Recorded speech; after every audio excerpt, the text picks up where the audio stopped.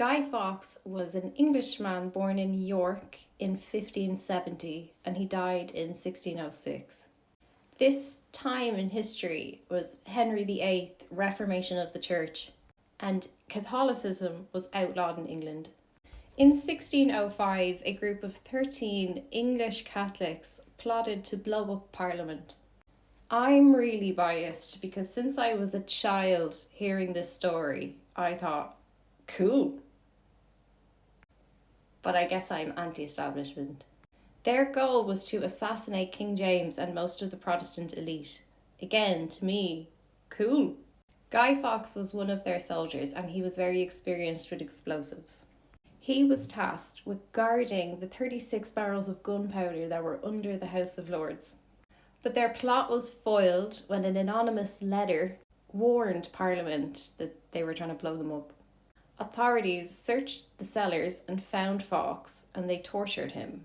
To say that the establishment made an example of Fawkes is an understatement because he is not celebrated. The fact that he was caught is what's celebrated still.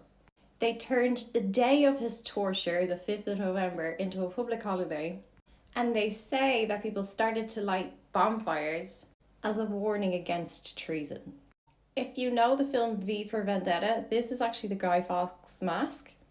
And the phrase, remember, remember the 5th of November became a popular rhyme.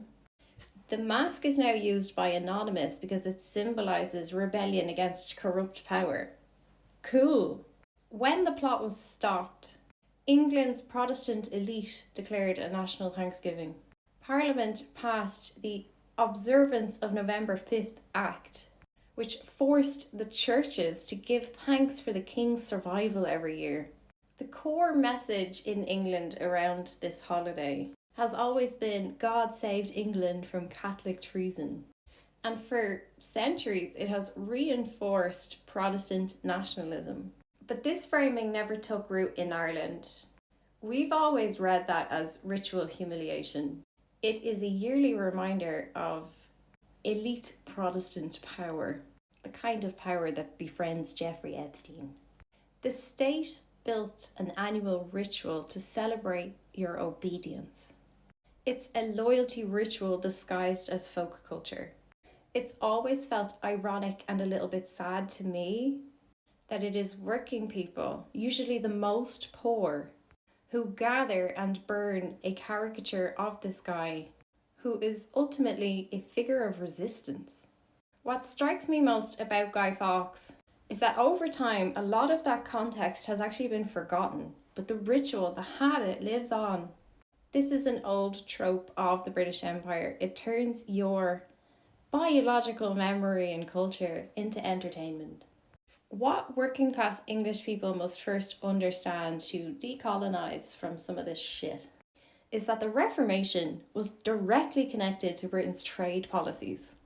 The seizure of church lands gave birth to London's merchant class. The divide between Catholic and Protestants is the spine of the British Empire functionality.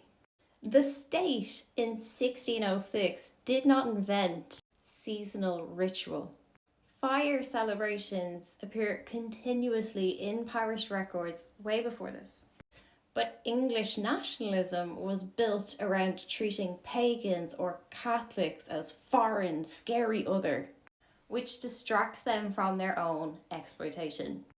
Bonfire Night is just one of the things that the British establishment worked hard to make feel Protestant and patriotic. But the truth of Guy Fawkes is that the motivation to blow up the House of Lords was not just religious. Yes, most of the conspirators were Catholic, but they were also gentry, land-owning class. And they had seen their families decline since the Protestant Reformation. The Reformation was a massive asset transfer.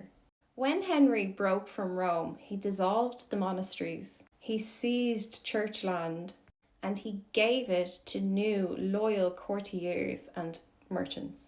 And so the old gentry, people whose wealth had come from these long-held estates, found themselves dispossessed and pissed off. Anti-Catholic laws just made this worse. Catholics were excluded from the legal profession, They were excluded from universities, they were excluded from parliament, and they had their land taken. And this all happened over a generation. So your father was rich, but your children were poor. Sort of like today. Meanwhile, the city of London is getting more and more powerful. Enter Rothschild. Men like Guy Fawkes lived in a country where their faith marked them as suspect, so that they could be stripped of their assets. That is the economic context that is very rarely taught in England. But revolutions are rarely religious.